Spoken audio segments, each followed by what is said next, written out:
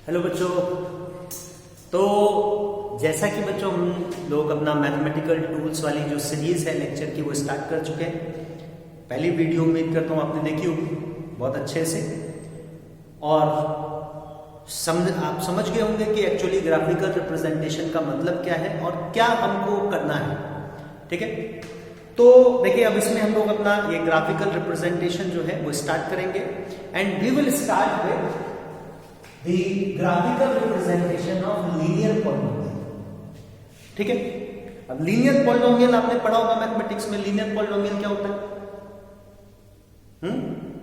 तो एक ऐसा हमारा मतलब पॉलिनोमियल ऑफ डिग्री 1, एक ऐसा पॉलिनोमियल जिसकी डिग्री जो है वो 1 है, वो हमारा लीनियर पॉलिनोमियल कहलाता है।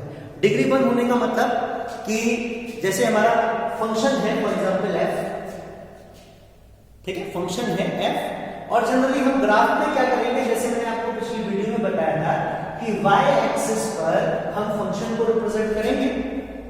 तो फंक्शन की जो हमारी वैल्यूज आएंगी ना, फंक्शन की जो भी हमारे मैग्नीट्यूड की वैल्यूज आएगी वो एक्चुअली इस ग्राफ में हमारे y कोऑर्डिनेट के को रिप्रेजेंट करेंगे ना। जो हमारा अलग अलग वैल्यूज आएंगे, अलग अलग मैग्नीट्यूड आएंगे, वो क्या होंगे? y coordinate. और वेरिएबल की जो वैल्यूज होंगी उनको हम x एक्सिस पर रिप्रेजेंट करेंगे, तो वो क्या होंगी? हमारा x कोऑर्डिनेट।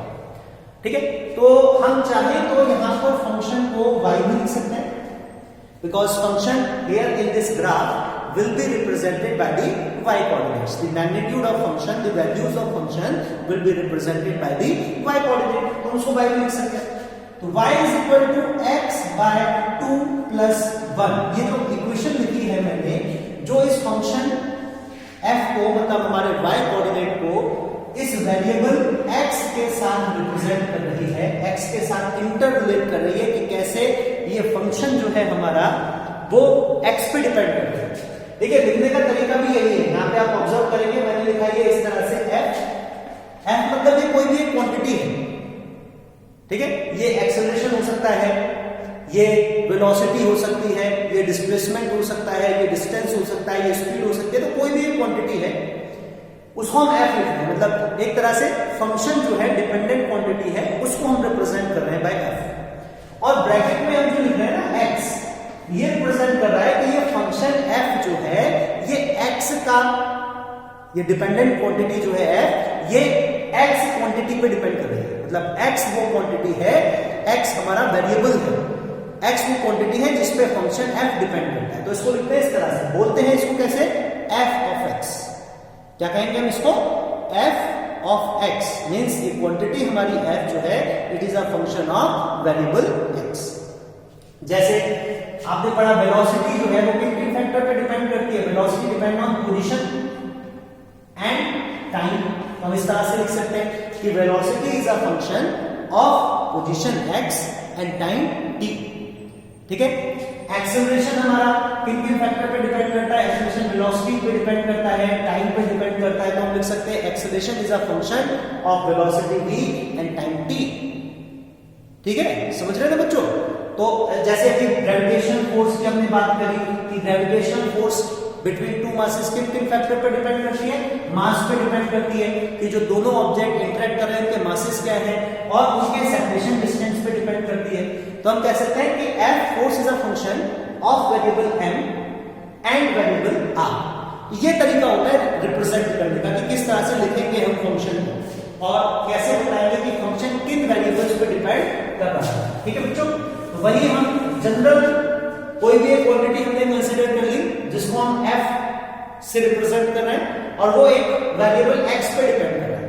f और x कुछ भी हो सकते हैं, जैसा मैंने आपको बताया f ग्रेविटेशन फोर्स भी हो सकती है, f एक्सेलरेशन भी हो सकता है, f वेलोसिटी भी हो सकती है, या कोई भी क्वांटिटी हो सकती है। x भी कोई क्वांटिटी हो सकती है, x टाइम हो सकता है, x मास हो सकता है, x सेपरेशन डिस्टेंस हो सकता है, x वेलोसिटी हो सकता है, x कैन बी एनीथिंग। तो वेरिएबल भी कोई क्वांटिटी हो सकती है, फंक्शन भी कोई भी क्वांटिटी हो सकती है। लेकिन यहां पर हम एक जनरल रिप्रेजेंटेशन लेंगे कि फंक्शन को तो हम y एक्सिस पर ले रहे हैं, तो y कोऑर्डिनेट्स जो है वो फंक्शन की वैल्यूज को रिप्रेजेंट करेगा, और वेरिएबल को हम x एक्सिस पर ले रहे हैं तो वेरिएबल की जो वैल्यूज हैं वो x कोऑर्डिनेट से रिप्रेजेंट होंगे। ठीक है, तो यहां पर मैंने जो इक्वेशन लिखी y is equal to x by 2 plus 1, y is the function and x is 1।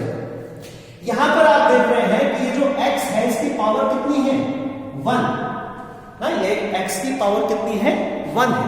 तो ऐसा हमारा पॉलिनोमियल, ऐसी इक्वेशन जिसमें वेरिएबल की पावर कितनी है 1 आए ना, डिग्री जो है इक्वेशन की वो कितनी हो, पॉलिनोमियल की डिग्री कितनी हो 1, तो ऐसे पॉलिनोमियल को हम कहते हैं लीनियर पॉलिनोमियल।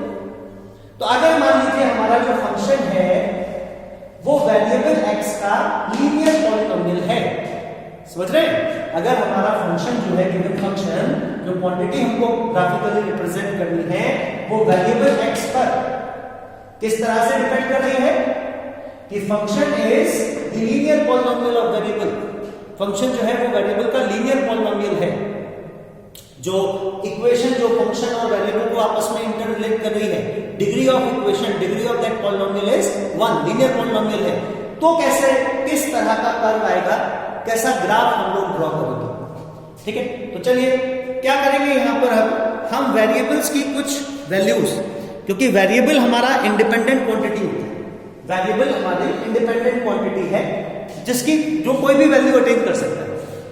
y हमारा फंक्शन जो है वो डिपेंडेंट क्वांटिटी है, क्योंकि इसकी वैल्यू इस बात पर डिपेंड करेगी कि x की वैल्यू क्या है। तो let us assume some values for x और उसके करस्पॉन्डिंग हम y की वैल्यू फाइंड आउट करेंगे, है ना? देखिए ग्राफ सभी ने बना रखे हैं, 9th-10th क्लास मैथ में, ज्योमेट्री में आपने सीखा होगा how to draw the graph corresponding to various polynomials, ठीक है?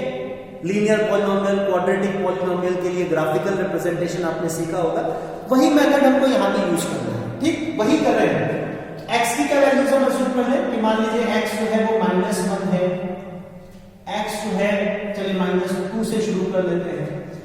एक वैल्यू हम ले लेंगे x की -1, एक ले लेंगे 0, एक ले लेंगे 1, एक ले लेंगे 2, और ये वैल्यूज हमने अपने पास से अज्यूम कर लिए कि मान लीजिए x की ये वैल्यूज है, तो y की वैल्यूज कितनी आएंगी ये हम अपनी तरफ से अज्यूम नहीं करेंगे, क्योंकि y तो डिपेंडेंट है, y x की वैल्यूज पे डिपेंड करेगा। तो y की वैल्यूज हम कैलकुलेट करेंगे using this relation between the function and variable, ठीक है?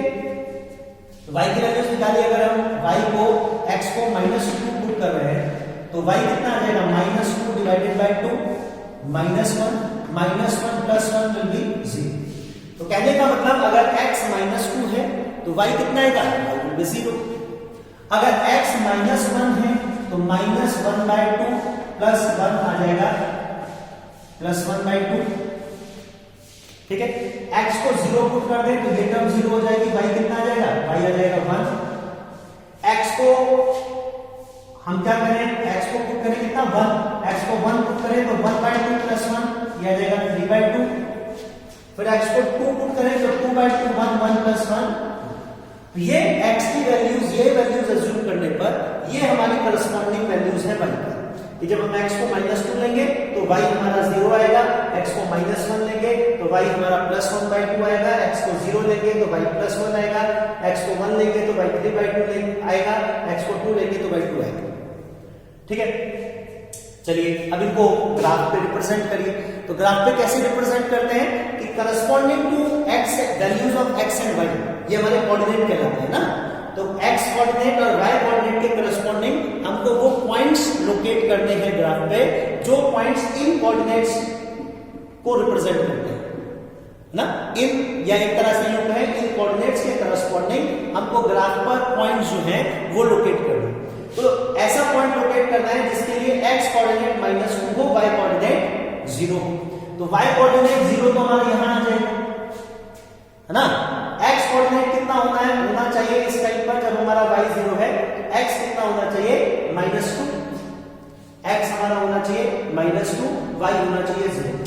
x -2 हो तो ये हमारा 0 है, ये 1 है, ये 2 है, x हमारा -2 और y हमारा 0, तो ये पॉइंट आ जाएगा हमारे पास, ठीक है बच्चों। एक तो हमारा पॉइंट ये हो गया जिसके कोऑर्डिनेट -2, 0 है। फिर दूसरा पॉइंट हमारा x -1, y +1/2 होना चाहिए।